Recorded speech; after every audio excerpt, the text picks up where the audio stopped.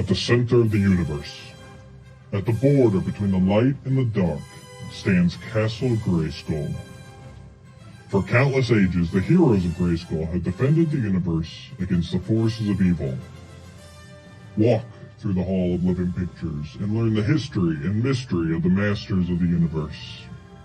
Dive deep into the mythology of Eternia, Etheria, and more. For those who know the stories of Grayskull will come the power. The power to be supreme. The power to be all-knowing. The power to be Legends of Grayskull.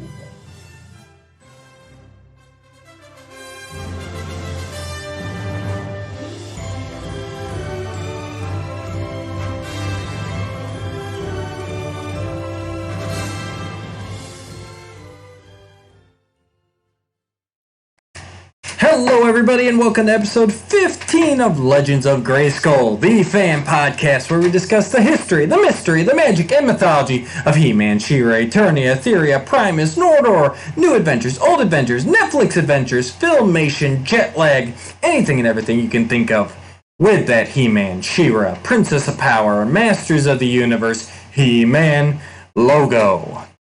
I'm Matthew Dooch. I'm here with Sean Scavarna. Sean, how are we doing today? I'm doing. How have you been? It's been a while. We missed last week. So. We did. We took a week off. I went on vacation. Work and everything else didn't work out. So, but we're back and we're refreshed. So let's jump into some stuff. How about some news? Let's do it. Well, I've seen a couple different places on Facebook so far. People are already getting the Origins figures. So Walmart is now distributing them. Really? It came, man. You don't say. Oh, what's this package here? Let's see what's inside. Whatever could that be? Easily ripped open. He is ripping this open with his hand. He doesn't need a knife. You like that? I've seen that how many times on Facebook now. People are just like, here's a box and here's the figure. Literally no packing in there, and he is beat up. Look at that. Yeah. So if you are a mint on card collector, don't do Walmart for the time being. Wait till they're on the shelves. My God. But yes, the Origins figures are hitting. Now I know what all you viewers at home are saying right now. You're going, Matt, you're a hypocrite. And you're not wrong. Well, I know the reasoning, but you could explain why the reasoning is. Yeah. Well, you know what sold me on it, honestly? Well, number one, the links have been posted all over that, He-Man, Skeletor. It shows all the listings. And I just clicked on it. It showed Skeletor as available. Everybody else was showing sold out. And I'm like, there's no way he's really available. So number one, I took it all the way to the checkout page just to be like, well, is it there? Like, is it? Or is it going to, cancel it? But the second thing is, the more I thought about it, and Sean knows, I am a literature guy. And these do have an actual mini-comic with them. So I'm like, the more I thought about it, the more I'm like, well, you know what? My collection will not be complete if I don't have that mini comics. So the OCD begins. I did, but luckily I only had to buy one of them. But yeah, in hand. That's still a weird idea to me. That you only need one. The mini comic is the same across the whole wave one. That to me is, I'm not a fan of that. Still, I agree. Now in hand, I will say, everything that's bugged me about the figure still bugs me. This is a Skeletor. I don't know if I mentioned that for our audio listeners. I did get Skeletor. That head is atrocious. It does not look any better in person. It might even look worse in person. The knee flaps are very noticeable. Looks like they did fix the boots to where they are actually formed right.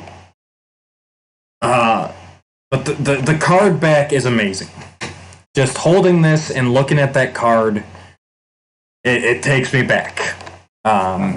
back shot with all the heroic warriors, evil warriors. Like I said, we talked about the card art. I still think the vintage is better.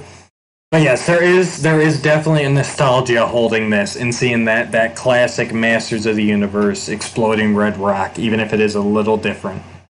Yeah. I don't like all the blurbs they put on it, the new for 20 and the retro play, modern posing, retro play. It's like, what's that even mean to kids? It means absolutely nothing. Yeah, that for me is like, why would you even go there? Because the thing to me is when you see retro play on there as a kid, it might make you just go like, I don't want it then, because it's basically telling me that I'm gonna do something my dad did or my mom. You know, there's just this feeling like no kid wants to be like their parents. They want to do their own thing. That's why the original line was saying, "I have the power." They were giving you the power to do what you wanted, not emulate your parents. You know. It's like we've gone corporate now. Absolutely, we've gone native. No, it doesn't mean anything. It just no kid's gonna look at it and go, "Oh my god, it's got retro play! Like awesome!" Yeah. I will say, holding him in hand, he does feel sturdy. He does that head. Look at that! Look at how wide. Let's see if I can get a good. I mean, that mouth is like open. I'm trying to get a good shot there so you can see how gaping that mouth is. There we go. That's pretty good, right? There is absolutely nothing about the Skeletor mouth. figure that makes me need that figure, and that's what drives me up the wall. Is if I buy a He-Man, which there's multiple things about the He-Man figure that are driving me crazy, then why would I need? You know, like I would need a Skeletor, but then I'd be sitting there going, "But I can't get a good Skeletor in this set." You know, like not yet, unless maybe. I mean, obviously, I don't. Can't say for sure, but I think it's pretty obvious we will probably at least see battle armor variants. So maybe down the road we can get a decent head sculpt if they mix it up. And I know the Horsemen have said that they're going to be more involved in it a little bit going forward and kind of tweaking some things. But basically they said they weren't allowed to go back and change things that had already been revealed. So Mattel shooting themselves in the foot again. I really would love to know why they weren't involved from the get-go, though. Right. Like, I hate that face so much. The face and I didn't notice it till having it in hand, but that hood, it doesn't connect. It's I saw that earlier tonight. There was somebody that posted up close shots on Facebook or Instagram. And the minute I saw this, I hate that too. It drives me crazy. You know, and it's the little things too. It's like there's no sword holster on the back. It's the same old like stick it in the, which isn't terrible, but it's like, come on, guys, you had a chance to take this to the next level. Yep. I mean, Havoc staff, that's the toy Havoc staff. They went back to the half power sword though, which I think is a huge mistake. I know a lot of people like it and everything, but like they just don't. Half power swords don't display as well, and you're not using that line, that concept here. We're not doing the two halves unless this says different. According to the mini comic or the San Diego Comic-Con 2-pack, it's just Adam has a power sword and he transforms. So why go back to the half power swords? You know? Yeah, I'm not a fan of that just because my one of my biggest pet peeves when I discovered this just the other night is the half power sword for He-Man is opposite of the way it was when we were kids. So the outside, like the version that would be facing the side that would be facing his outer hand and his whole outside arm is now the part that would connect to Skeletor's, because Skeletor's is now opposite of how it was when we were kids too. And in my opinion, I'd rather have it the way we had it when we were kids, because I always felt like that worked better. Now it's like you have to show He-Man holding his sword always like this, where it's like the outside has to be facing out. And I hate that. And I don't like the look of the half power sword in either version. The original vintage or these. This one, there's more work to it instead of that little, just that slot in the originals. Now we have the multiple little pegs going up. I don't like that they have the handle even, or what would you call that? There? Like the guard. The guard, talking about? Yeah, I hate the guard. I hate stupid too. I hate them. I've always hated that as a kid. As a kid, I lost my original He-Man the Gray sword, but I had the blue weapons pack sword, and I actually cut that off of mine so that it looked more Filmation in my mind. Well, I did that with mine too, just because in almost all the mini comics, he barely ever had it except for one or two that Alcala did.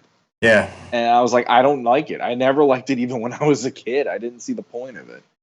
I will say, because I don't want to be all Debbie Downer, but I will say, even sitting here playing with it, the articulation is good. Like, especially that this wrist articulation, that's something that was missing off a lot of Classics figures. I'll give them that. These joints are nice and stiff. Yeah, that arm's really good. But yeah, I've been playing around with them a little bit here. The ankles are real nice, Sean.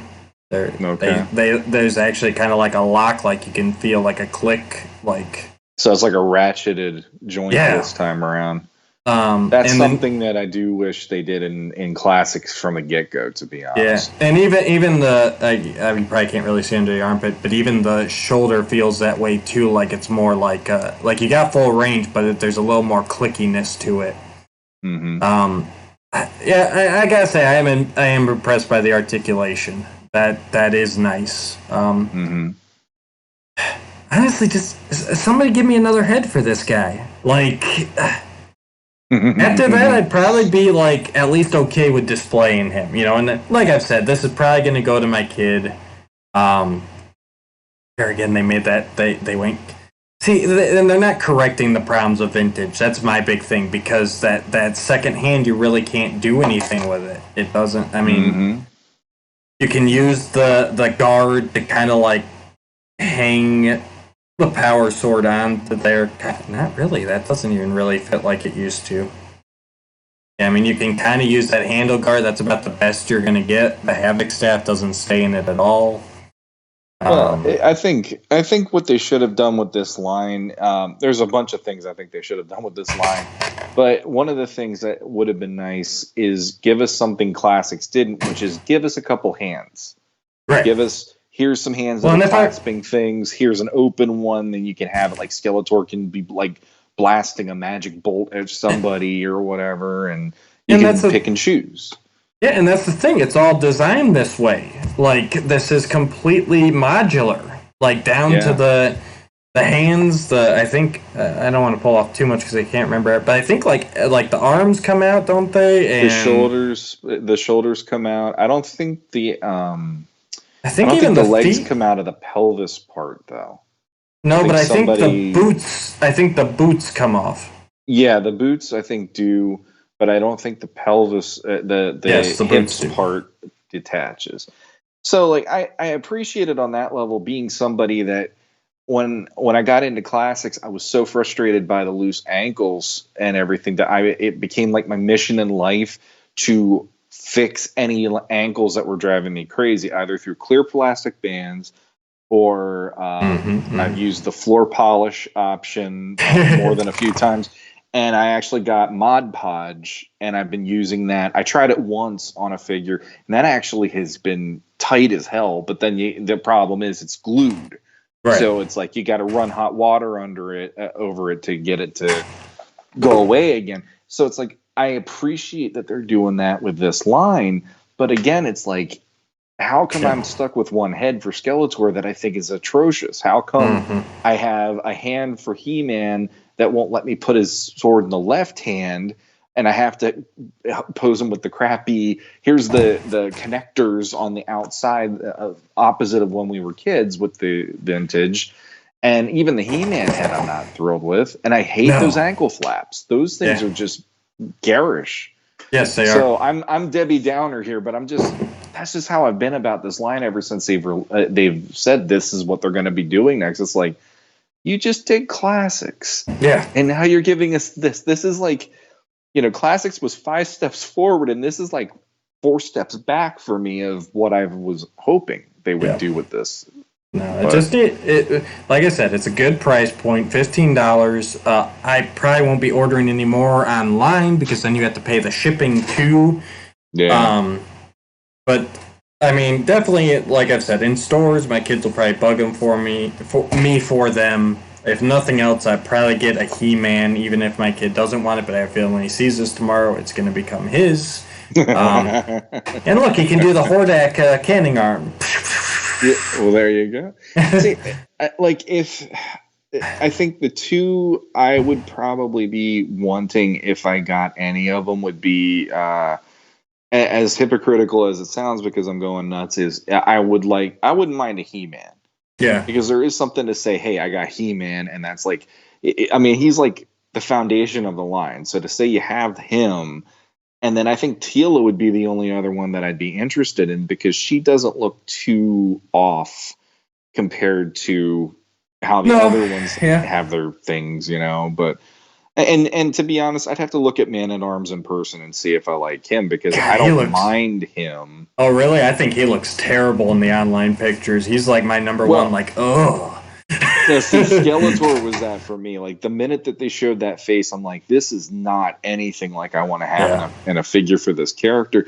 I'd say probably Man-at-Arms was next, which is why I'd have to see him because somebody posted in one of the groups at one point that said he looked like Jack Black and Nacho Libre. Yeah. And ever since then, I can't not see Jack Black wearing the Man-at-Arms helmet and all that. So it's kind of ruined it for me. But I don't know. Like, that's part of why I don't think I'll order any of these online anyway, is just I just want to see them in hand before I even put down the money for this stuff right now. So I'm not Mr. I have to get it now. Like there's a ton of guys out there who are trying to get these like now. And for me, I'm like, I'm good. Like even the mini comic, I actually looked at that online and that just made me go, okay. And I went on with my life even. I won't lie. So I haven't read it yet. I avoided the online because I wanted it in hand. But yes, Beast Barrage is the mini comic. I'll flip through that later. It does have the cross-sell art on the back. Get rid of that new for 20 blurb though, Mattel. That doesn't mean anything. I did flip through here just looking for a credits page, and there is nothing. It does not say who the writer was, who the artist was, and as far as I last know, nobody knows who the artist was. Like, it's not... There's no signature on here or anything, so that's interesting. Well, the one other thing I can say, like even the mini comic, I was excited for the mini comic based on they had the prelim artwork at PowerCon, so we got to see like 1 or 2 pages. Like I think it was a spread, and it was when Skeletor is talking to Evelyn in Snake Mountain, and it looked gorgeous. Like the line art, I was actually like, wow. And then when I saw the actual book the other day with the photos online, I was like, I don't know what they did, but it doesn't even feel like what I was shown in that slide presentation. So I'm like, all of this is feeling like almost like, I don't want to say bait and switch, but it feels very weird to me to see, like, here's something that I was actually appreciating, but now when I see it printed and here it is in hand, or in hand, quote unquote for me, but it just, it isn't gelling the way that I thought it was supposed to. So I don't know. Like, I know some things were changed after, because there was that one guy, Frank Munster, that put like early pictures on, and he got in his because he was part of the market research from Mattel. And so his mini comic version, I've heard, is slightly different than the one that actually came out. Okay. I don't know if that'll make a difference, and I don't know which one you saw, but maybe. I mean, okay. So yeah, let me know how it is. Apparently, they did change a few things here and there. I know. Someone mentioned on the cover, like He-Man's face is redone because, like, they said that that early one was like really off model and very cartoony. So, but I haven't actually looked at that one. So, but I'll let you know. All right. I haven't looked at either of them. I guess the other big thing really is came from overseas this week. What kind of last weekend-ish? Sometime between now and the last time we recorded. James Eatock has announced that he, Dusan Mitrovic, and Adam Moore are working on a fan comic entitled Masters of the Universe 85. Which is basically a unofficial, calm down Mattel, it's unofficial and free online comic done by the fans for the fans. And basically they said that it won't be, it's labeled 85, James said, because that was kind of like the height of Masters of the Universe. It was when, Filmation was well in flux. They were getting ready to introduce She-Ra and like everything. I mean, that's when it was the $1 billion, the concept that it was. Like that. So basically, they're just running off the height of Masters' popularity. Mm-hmm.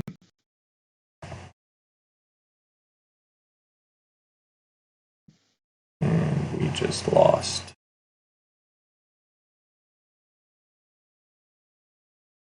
Still there? Okay. There we go. There we go. I'm not gonna try and do that. I should have done it earlier. But so basically, they're just gonna write a comic. It's gonna be set in the heyday of Masters of the Universe, and they're gonna put it out there free for everybody. And then later, sometime this week, he had released the Skeletor design concept. So did you happen to take a look at that? Yeah, I did, and I wish that was the Origins figure. Yeah, right. Like it's very, and this is what they were saying. It's not just Filmation Skeletor. So not just gonna be Filmation in a comic. It's very much a blend of Filmation with a lot of early mini comic inspiration. I felt on Skeletor. He's got that little hunchback, like that early Skeletor kind of stooped. Mm-hmm. Not like a hunchback really, but he had like a weird crouch, very menacing. Mm-hmm.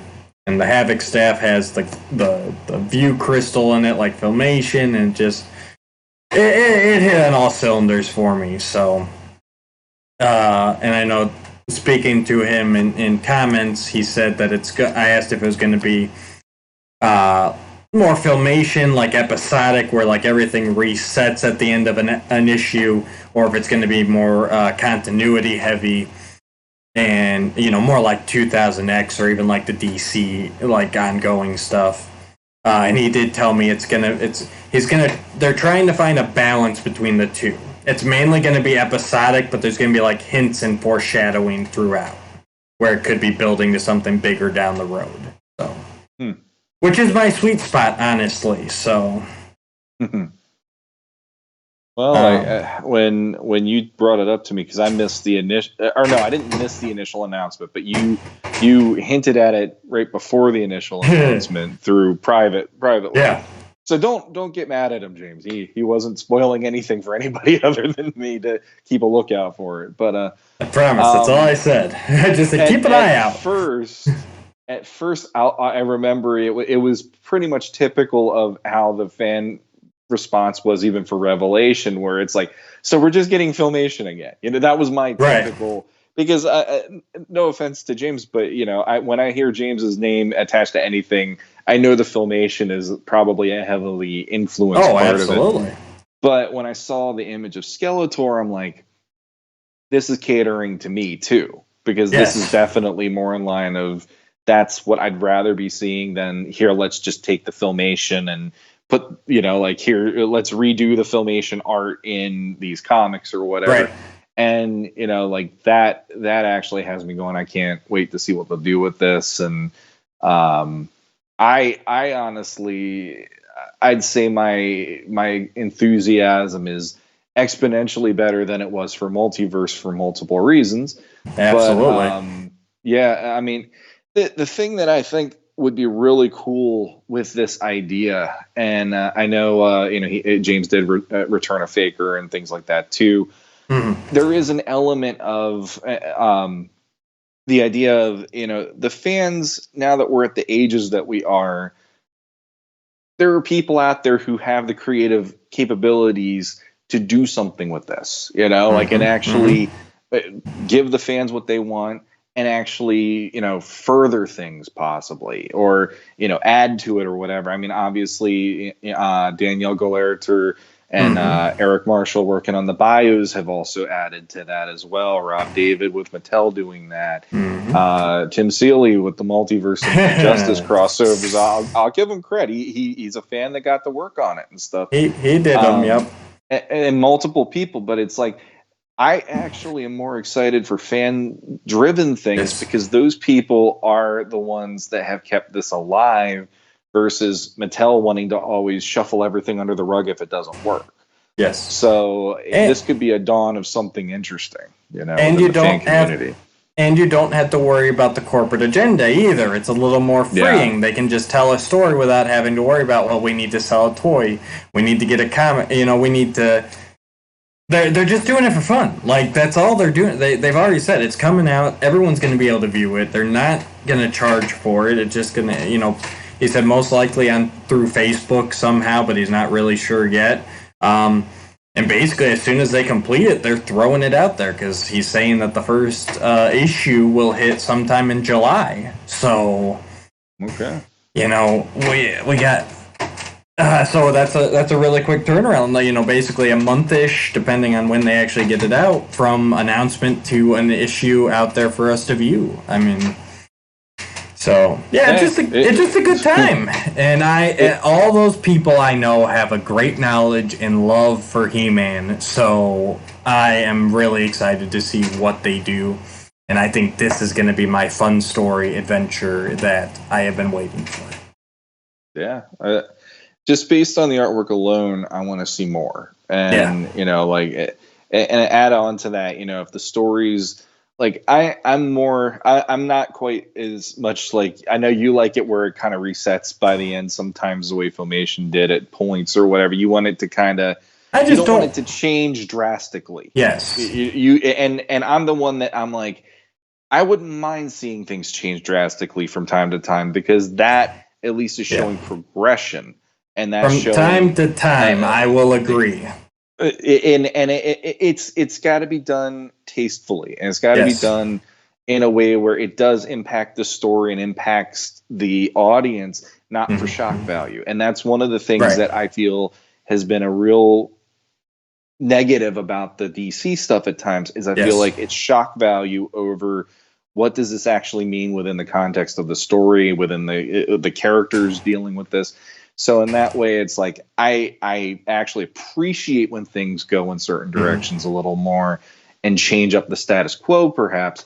But at the end of the day, I want to see a story that I'm actually excited each time it comes out to go. Here's the next installment of this, because since 2002. 2000X, I can't really think of the last time that there has been a Masters or anything that I've been buying or like excited to get on a regular basis.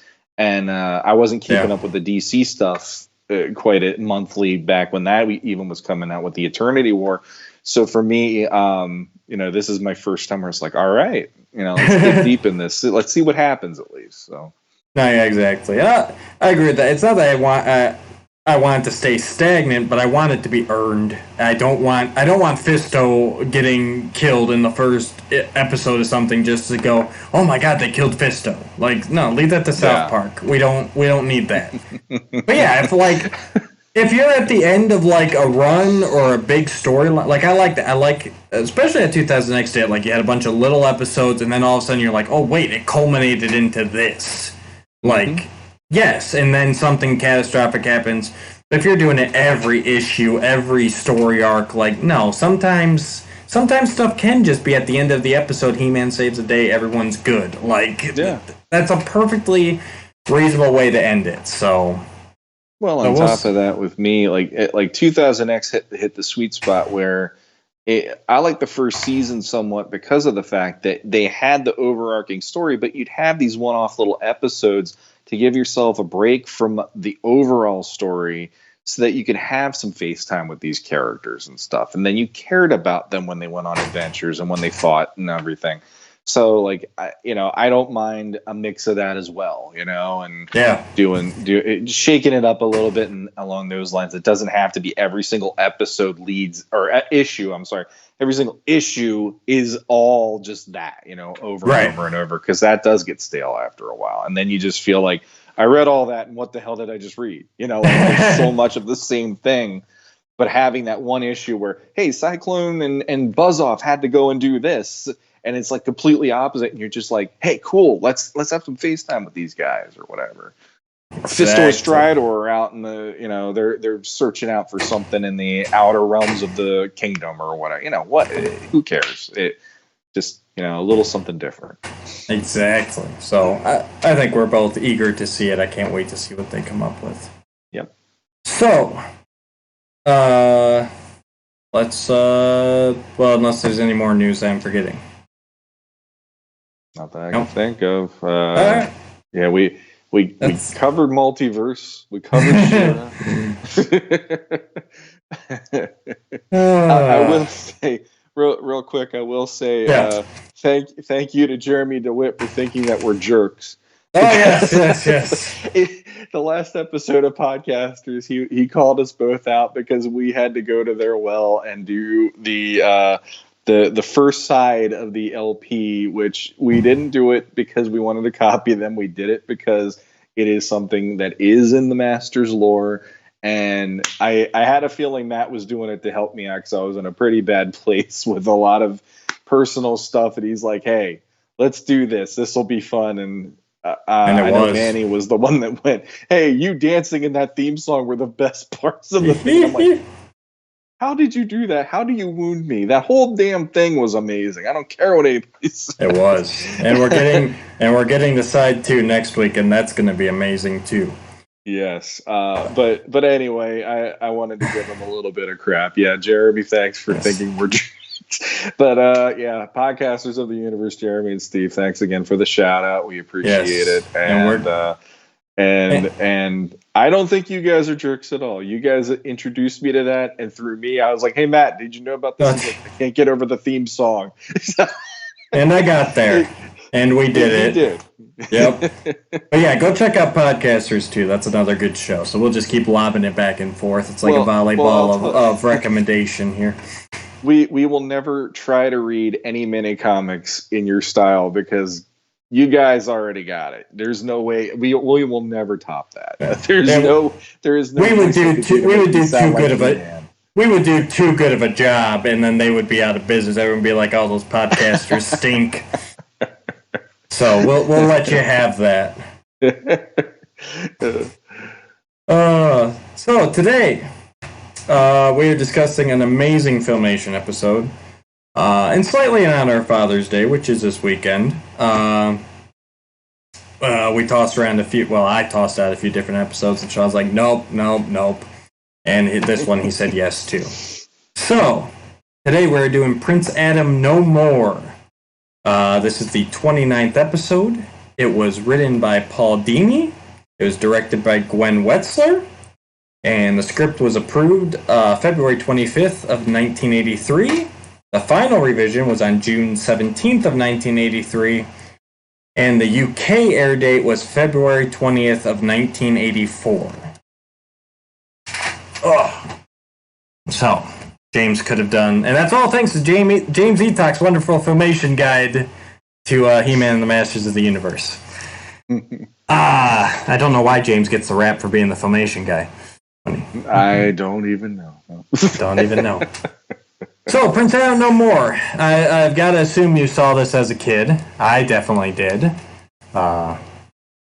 This was on a VHS, thankfully. And not getting into too much off the bat, but it was honestly one of my favorite episodes as a kid. I love the premise, I love the story, the execution. Every time I watched it, it kept me on the edge of my seat. Okay. I do remember this one because the actual moral of it was something that it was close to my heart. My dad and I were never the closest. So watching a show where the hero who I looked up to had issues about addressing something with his own father and didn't know how to do it, and they didn't have that like common ground to talk about this kind of stuff somehow. It was a big deal for me as a kid, and it was a big deal through my whole life, pretty much, with my father. So that still resonates quite a lot when I think of this episode. Yep, dads in the 80s were not good at showing emotion, guys. My dad was the same way. So yeah, let's jump right into it. And all right, so for those of you following along at home, if you'd like to go ahead and bring it up. For those of you following on YouTube, I will have it playing right here. And I'll go ahead and count down 3, 2, 1 on 1. Go ahead and click play, and we should be good to go. So 3, 2, 1. It's not liking me at all.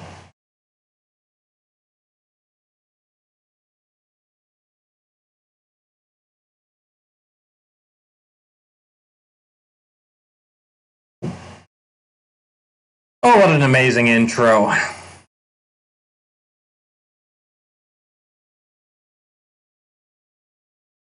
There's nothing like it anymore.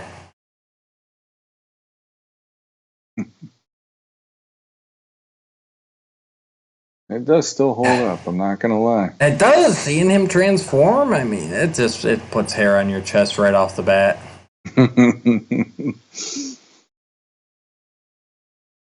Yeah. 3 others, sure. Then he punches you just to let you know where you stand. Absolutely. I always loved the Hal Sutherland, how like Hal's signature transforms into Sorceress like that. That was always lovely. Oh, you're evil, masters of the universe. That's all you needed.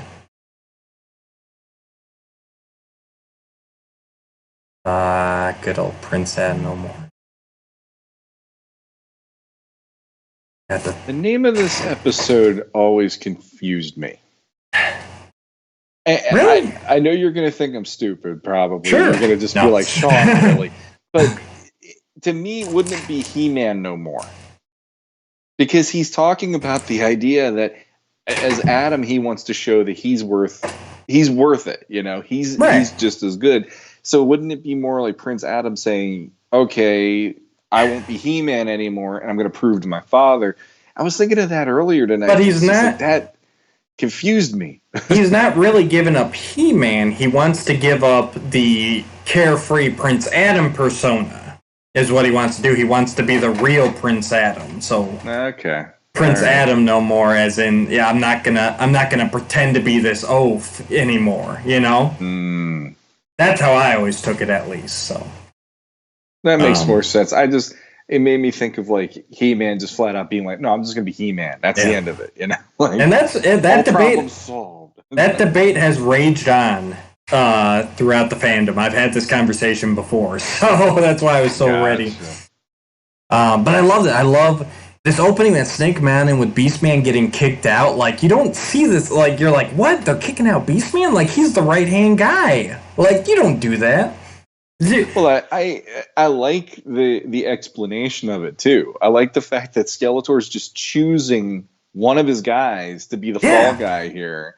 Yeah, they say that. Merman's like, well, he didn't do anything. I was like, just be glad it's not, or Triclops, be glad it's not you, you know? Yep, I like seeing Triclops there. He's one of my favorite evil warriors that doesn't get enough love.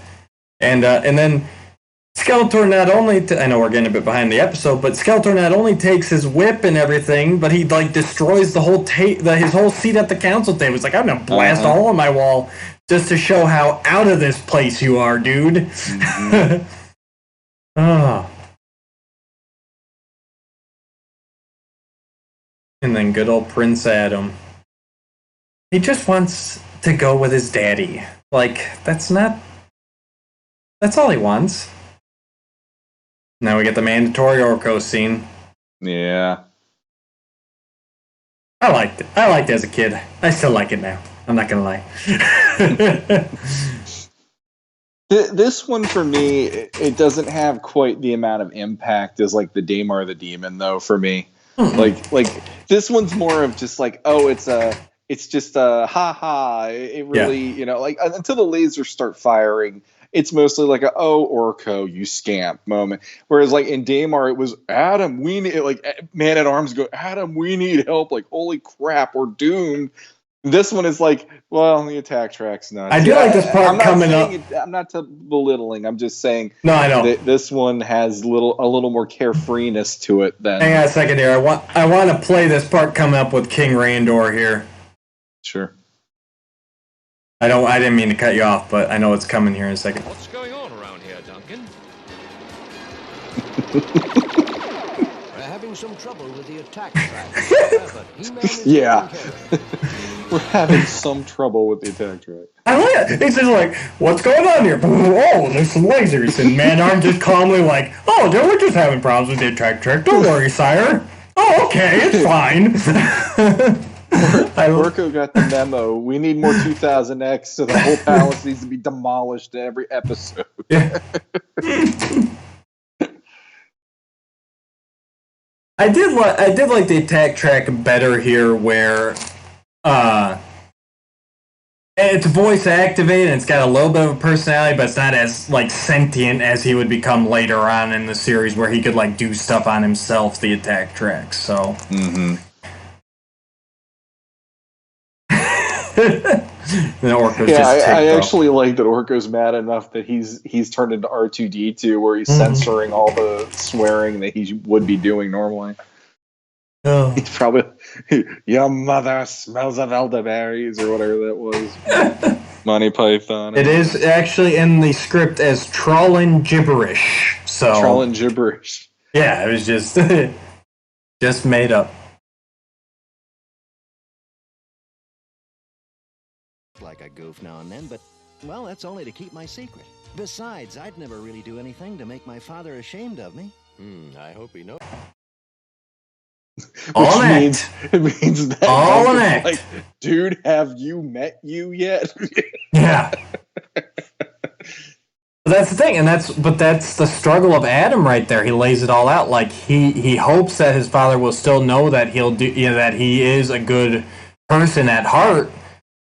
But, he's got to keep this act going on. It's that whole dilemma that I'm not going to waffle too much, but if you take away the secret identity, then all of these stories go away. All of these concepts, all of these plot points are gone. And that's a good one there.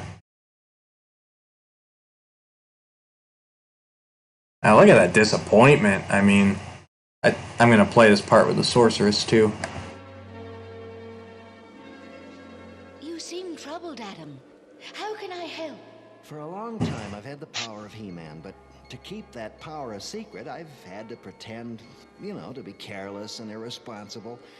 More than anything, I want to give up that disguise and make my father proud of me. I understand your sorrow, Adam, but you must also recognize the responsibility your power brings. If Skeletor or any of He-Man's other enemies learned your secret, they would not rest until they had destroyed you or the ones you love. Yeah, well, I can't endanger my family. But I can make my father respect me without telling him my secret. You must do what you think is right, Adam. But be careful. God, that whole thing just wonderfully acted by John Irwin, and you can just feel his pain. He's like, well, what am I going to do? And here again, he says he's not going to give up the secret. He's not going to give up the He-Man. He's going to make his father proud of him, Mm-hmm. I'm not going to lie. Watching this earlier, yeah, it was hard for me not to think 2000X and the way that the interaction between Randor and Adam there is versus here. Oh, sure. And I genuinely still love how they did that in 2000X, because the story really was progressing where Adam was a diplomat. Adam actually was taking an interest in things a lot more, as even into season 2. He was going into battle as Adam half the time. And absolutely. He-Man would be like, oh crap, we've gotten up against unbeatable odds. I gotta turn into He-Man. So there was elements of that where I'm like, I kind of dug that because Yep.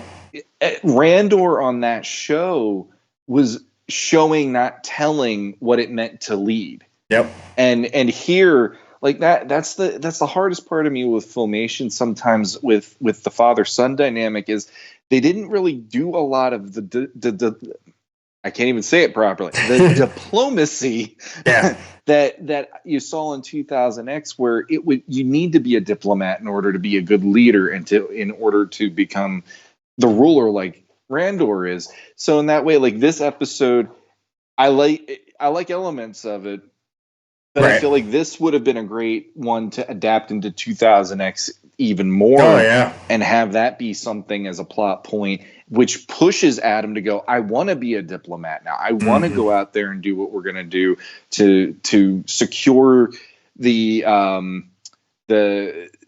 bond between our kingdom and whoever, and that's exactly what he was really telling him in the attack track there. He's saying, I need to learn how to run a kingdom too. He knows at some point he's going to take over. This is great. Beastman just whips the whole tree. He's like, I'll throw this whole tree across the road. Shadow beasts are awesome too. They're one of my favorite creatures in the series. I mean, look at them. They're just handling man-at-arms like a rag doll. Yeah. Oh yeah, he just rips open the whole attack track roof.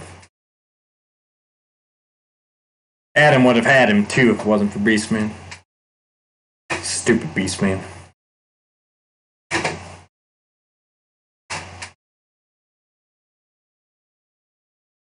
And Beastman is still portrayed as the savage henchman here. You can tell it's an early season 1 episode. Because he's nowhere near the bumbling buffoon. No, I actually enjoy that about this episode. I like that, like switching gears to Beastman in this, because those are your two story lines here. I like the fact that Beastman is like down and out. I like that it's kind of like a guy who got he got dumped, and he's sitting there with all of his guys having a beer. And the Shadow Beasts are kind of like, we got you back. You can talk to us. And he's there telling them their sorrows. And now, like, it turns into a whole, hey, this just fell in my lap. I'm going to make the best of this situation, But even then, like, his first step is, like, I can get back in good with Skeletor. Like, it's kind of the parallel of the Adam Randor relationship. It's like he kind of views Skeletor as his kind of father figure, his authority figure, and that's all he can think of. Like, he sees the king, he's not even like, I can take the throne. He's going, well, I can make it up to Skeletor. He'll welcome me back, That shows where he's at, and even in a little bit here, you'll see that's all he wanted, was just to get back into Snake Mountain. I think he digs not having to sleep in the jungle. I think that's basically what it, because he does have that line about, well, it's home sweet home or whatever, and at one point at the end, and it's like, he just misses his bed. His Snake Mountain alarm system. And Merman, I like here where Merman's just like, Skeletor's doing something in outer space, and I've got left holding the bag, I got guard duty.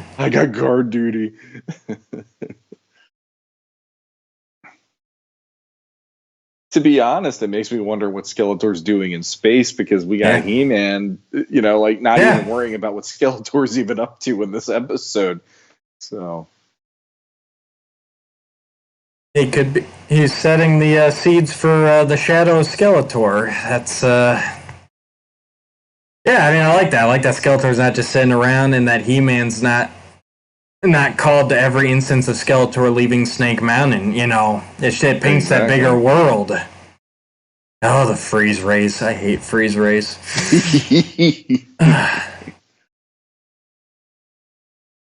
To He-Man, lad. I wanted to show my father that I could be a hero too, but I failed. Look, son, you were given He-Man's power for a reason, to help others. No one ever said you could use that power to make yourself happy. I know. And I know what I have to do. By the power do it, Adam. of Grayskull. it didn't affect me the first time I watched it tonight, but I actually got chills when he said that just now.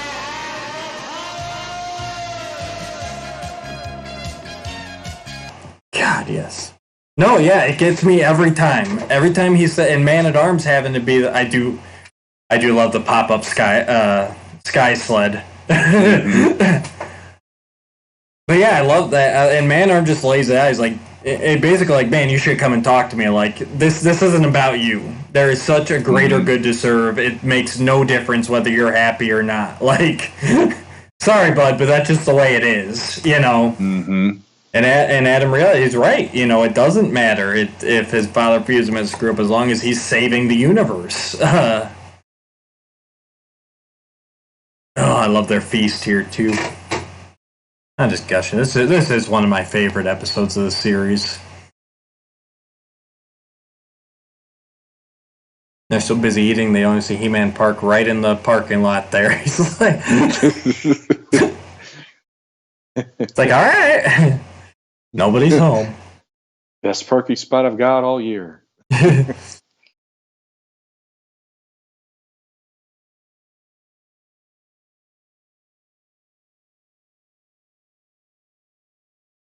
Simple enough. We used to do that in the garage door all the time. Jump over the opener after you closed it.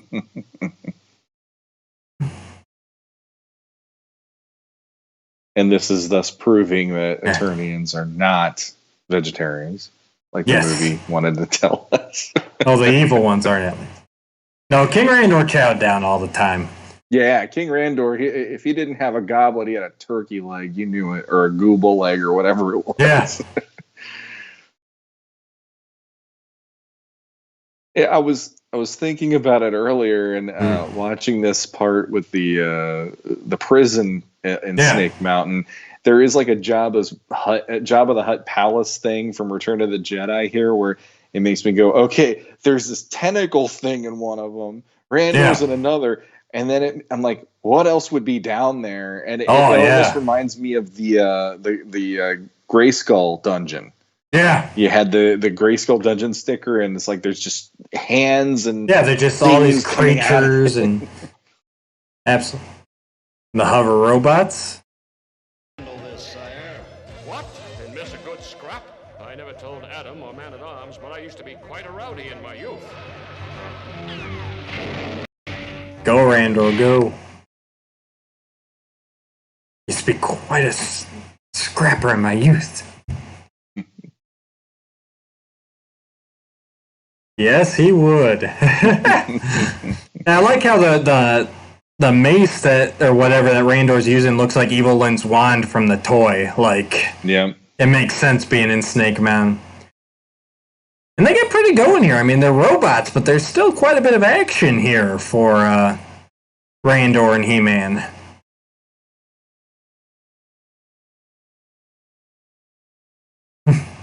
Yeah, we'll find out Randor had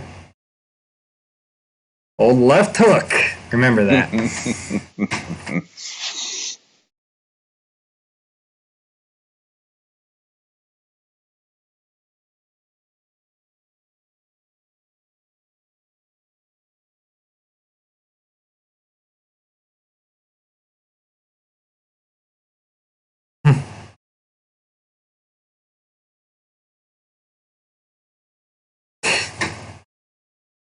I gotta just drive the basher right down the hallway, like. that does seem it's like He-Man. Something they do when Skeletor's not around. Yeah. they would just do this random crap. It's He-Man. Like we have to have the parents aren't whole home. ship. Have fun, merman. Ooh. I love that he ends up with a tentacle creature and he runs out of himself. Like, I'm good. I'll never be able to do a merman voice like Alan Oppenheimer. I won't even attempt. No. He-Man.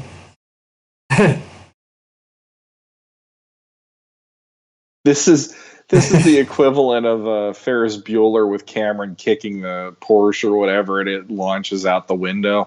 Oh yeah, this is Beastman. That's what I'm saying. Ferris Bueller's Day Off. It is. It's Beastman and Skeletor have their own little parallel story here with the same beats. Mm-hmm. You've done it again. You've done it again. Be happy when he hears about this. Skeletor? Do you think I care what that bone-faced creep thinks? That arrogant, loudmouthed. Yep. If I ever see his ugly face again, it will be too soon. You furry flea-bitten fool! I will cover my throne with your hide! Yes. I did like that, actually. That's one of his best insults. Especially because he does always have furs on his throne. Yep. You clean up this mess. You too, man. Get busy. Well, I hope you're happy, fool. Now we're both in trouble. Oh, I don't know. It's kind of nice to be home. That's all he wanted. He just wanted to come home. He's... At least Skeletor didn't kick me out again.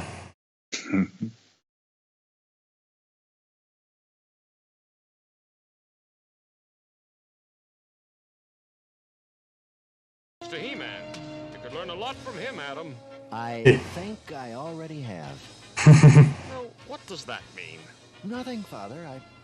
Do I look like the kind who'd argue with someone with a good left hook? No, I guess not. What? Oh. No. No. Couldn't be. Couldn't be. Not at all. The story was about love, but a very special kind. It was about the love a parent has for a child, and I bet that's the strongest kind of love there is, because for one thing, there's just about nothing that can change it, no matter what. Maybe like Adam's father, your parents find it a little difficult to say, I love you. Even so, you can be sure they do. Besides, let me ask you something. When was the last time you said, I love you, to them? Bye! Yeah, that is a great moral there. I mean, it's true. When is the last, especially as a kid, that's another thing, like, a lot of these episodes some parts of it went over my head as a kid, but this one, even from when I first saw it, I knew what they were getting at, even if I didn't understand all the nuances. And it's true, as a kid, sometimes you just take your parents for granted, and you don't say I love you as much as you need to or should or whatever. So yeah. Well, like I said, my whole relationship with my dad was never that. Like my relationship with my dad, if I took interest in anything he was doing, it was go see what your mom's up to. And so, and he loved it when he came home from work. It would be, how did my boy Skeletor do today? Because he knew that would make me get angry with him because I knew He-Man was going to win every day. So, he had a contentious relationship with me from the get-go. So, yeah, I don't even know. I think I could count probably on one hand how many times I said that to him in his life. And that's sad, but at the same time, it does say this is how close we were, and yeah. So yeah, like that moral is one of those that it does make you think. And even as a kid, it made me just sit back and go, it's got a point. Yeah. Like I said, I didn't have quite that relationship with my father, but he worked a lot. He was on the road. He was a service tech, so he was away from home a lot. So it was just like we just didn't see each other a lot, He'd work late or overnights or whatever, and or a lot of weeks he was just gone. Like he knew he'd have to be out working all week, and he'd have to go state or two over, and he'd just get a hotel room. And so yeah, so it's something that something you don't think about a lot. But with Orko just laying it out there, it's like, you know what? When is the last time you said it? So no. But yeah, it's a great episode. That just flew by. Watching it just now. And I hope viewers weren't too bored, because I know for quite a bit of it we were just like silenced just watching it, because it's just that good, guys. It's a great episode. It's got a mature storyline that even kids can appreciate it. I love the scenes with Adam and Randor and He-Man, when Randor even thinks like, oh, I get to be myself a little bit, because even you gotta figure on Randor's side, he feels he can't really talk to Adam about his youth and his troubled days as a rowdy youngster in the Palace of Eternos, because he's trying to make Adam into a mature man, thinking he's this carefree kid, so he can't you can't tell your kid how you were when you were that way, you know? And so you got to figure it's hard on Randor, too, to have to just be like the model king all the time.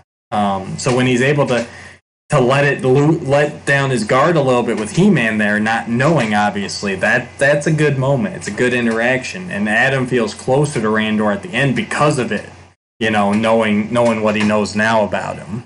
Mm-hmm. So the episode that I go to when I think of this is Rainbow Warrior, for obvious reasons. Right, yep. And both are parental episodes. Both are the parents are showing they got some warrior in them, and you know they can jump in and get into a fight too and end the fight or whatever.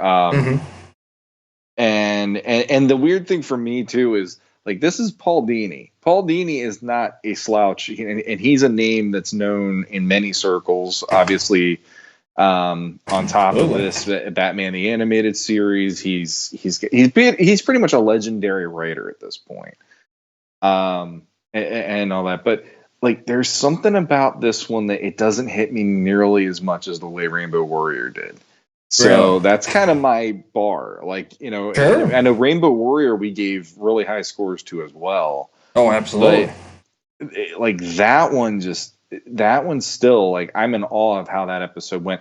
This one, I wouldn't put it even quite to that level, though, to be honest, because I felt like if they wanted to do more, because I felt like there needed to be more from both sides in Adam.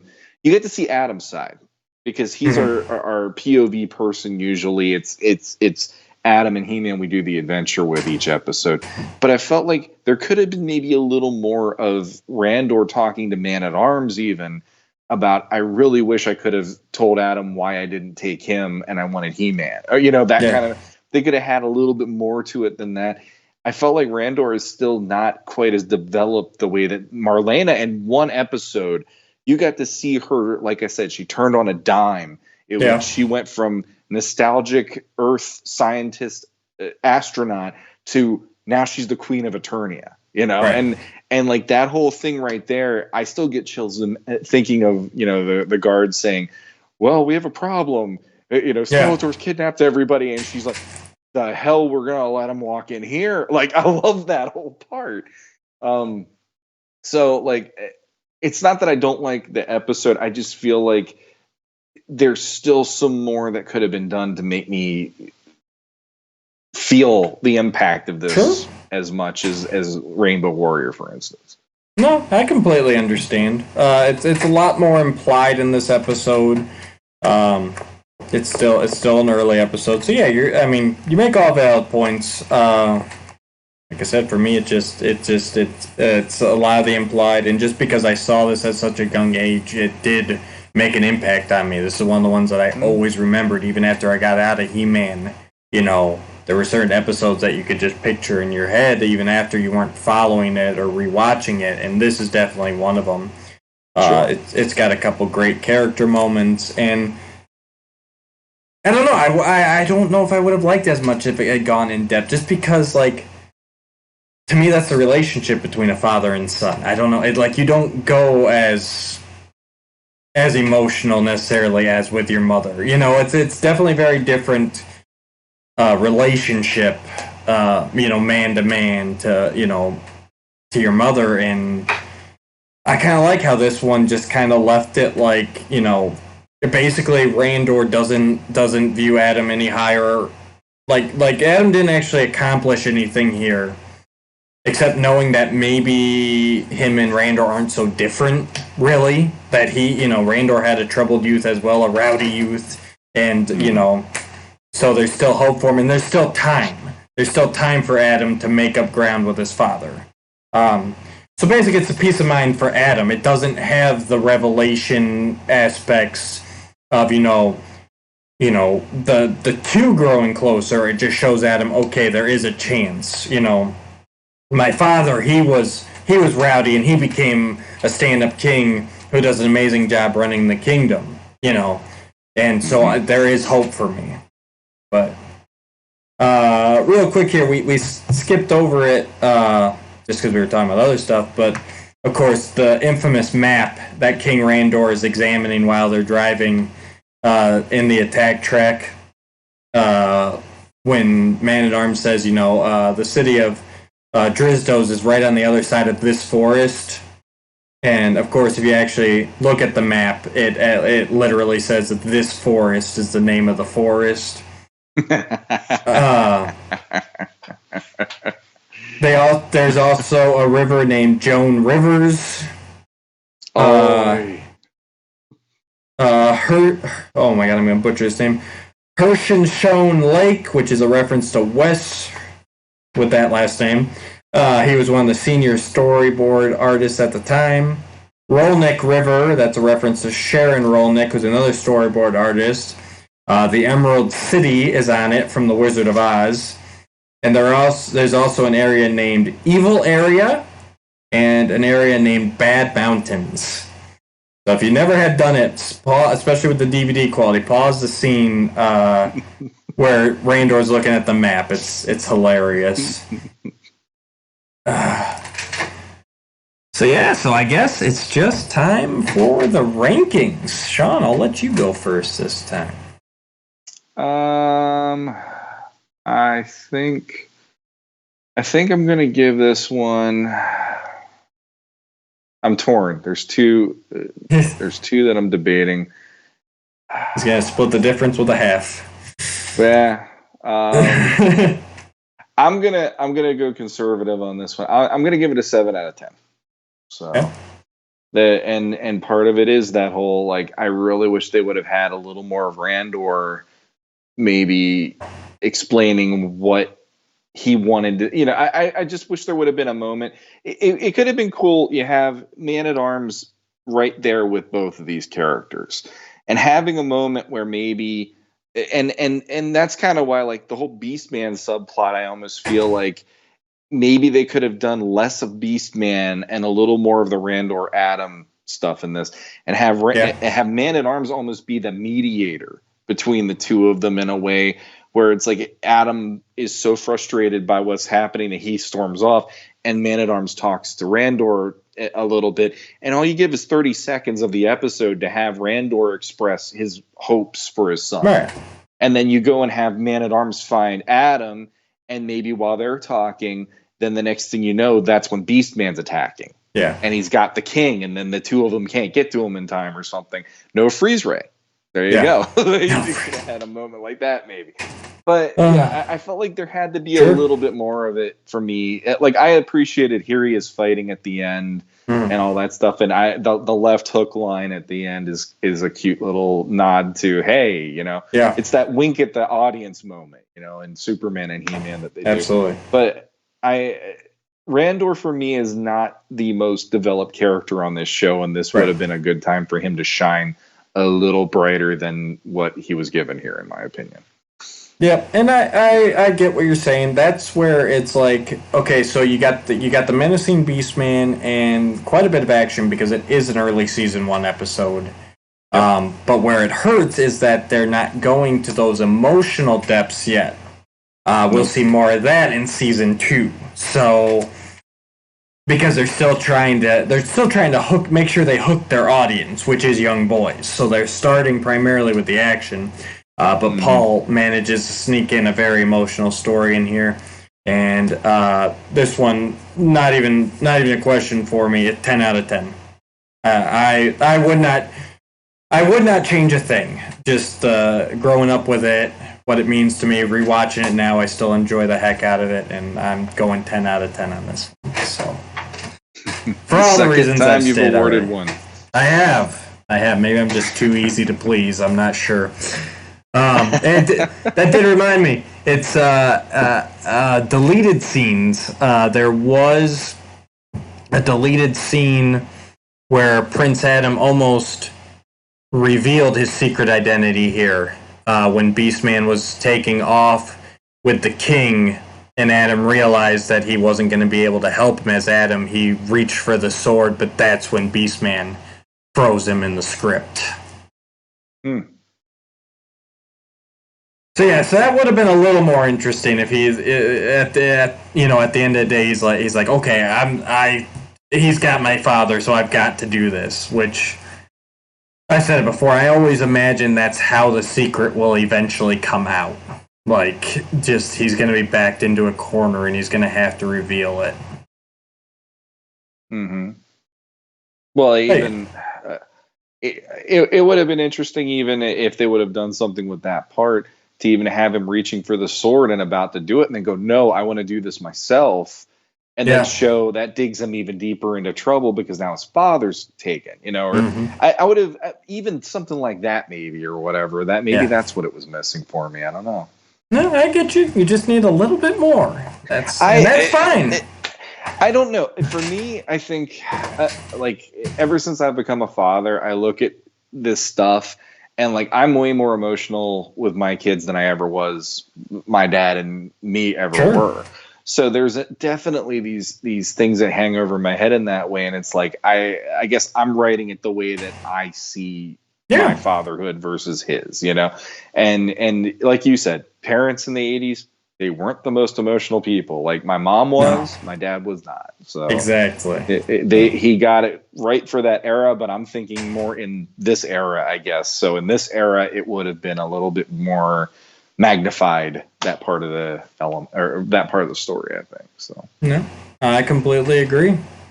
But either way, classic episode, great watch. If you didn't check it out with us there, go check it out now because it deserves it. So, Sean, you got anything to wrap us up with? I hardly ever do, and that really drives me nuts. You got to come up with a shtick at the end here. You got to find something to. Shtick. I don't know. I got to come up with something because I feel like I'm stone faced through most of this while I'm watching things at the time. So it's like, hey, he smiled. That must have hurt, or whatever. No, I think today helped you a little bit. I think having the visual there, I think helped us both a bit. So hopefully, hopefully YouTube won't be mad about that. Well, I hope we do more of it, actually. I wasn't sure how it was going to work out, but I actually liked that we got to watch it and talk about it. Because, these episodes are 20 minutes, basically. So we've done 2-hour podcasts. It's not like that would take a huge amount of the time of the podcast. So, exactly. I do like that. So, no, I'm going to keep doing it. That actually worked out really well, and it was really smooth. I just hope the audio, the record book goes... excuse me. The record goes as well next week, so... that theme song for 10 minutes, it's going to be fun. I'm not playing that side again. We're playing the second side only. I'm not. They have an outro, man. They have an outro. I'm cutting it before that. Come on, Huey Lewis is He-Man belting that thing out like We Are the World, man. I'm telling you, it's gorgeous. It's beautiful. Oh, that'll be Sean's thing. He's going to sing for us at the end of every episode. Well, I got my guitar upstairs. So there we go. That's the best way to lose subscribers, probably. How do we want to make them not listen to us anymore? Hey, I guess that's the main thing. We did get another rating on iTunes, so hey, put more ratings on iTunes for us. Was that the guy that gave us 2 stars? That was a 2-star rating, which we don't have a reason why it was 2 stars. It was just 2 stars, and it is what it is. But no, hang on. Listen here, people. If you're going to give us 2 stars, that's fine. If you think we're 2-star worthy out of what is it, a 5-star scale? It is a 5-star scale. You're giving us 2 out of 5. You're giving us less than 50%. That's fine. If you think we're that terrible, great. At least drop a note and tell us why we're that terrible. Maybe we'll just say you're stupid. I don't know. Or maybe we'll say, hey, he's actually got a point there. So if you're going to leave a rating, leave a comment, especially if it's a bad one. That's all I ask. I hate iTunes already as it is. You're just making me hate it more. Hey, like I said, we got at least 1, and unfortunately it was 2, but a 2-star rating, I should say. But it was a new one, and it's like, okay, but yes, creative what's the word? Constructive criticism. Constructive criticism. Thank you. Constructive criticism always helps because, if you don't like what we're doing, let us know what you think might work better, or if it's, one way or the other. If it's something that we can do to make it a better experience and better show for everybody, that's what we're trying to do. So, should I cover my face with a mask? It seems to work for other people. Let us know. No, see, we can't read many comics with voices like Adam West doing He-Man, and we can't cover our faces because those shticks are already done. Well, what are we going to do then? Right here. What are we going to do then, Sean? What are we going to do? I was going to say it. I'm going to say everything through Skeletor. I'm still working on my shtick, remember? Yeah, you got that. It's just going to drive me crazy to look at that and go, I just want him to stop opening his mouth. He honestly looks like he's afraid. He doesn't look like he's making someone afraid. He looks like he's afraid. Hello? Is anyone up there? Let me out. Where's He-Man? This will make a lot more sense if you guys are watching the video. Oh, Lord. I will say, though, last note about this Origins Skeletor, I have not been able to stop posing him this whole time. So there's that, at least. There's that. That's why the articulation. Articulation is number one. So, Skelly, you want to take the outro? Certainly. All right. So, you royal boobs, if you're watching this, like, share, subscribe, do all those buttons down below. Please join our Facebook page. Check out Sean's art. Check out Podcasters of the Universe.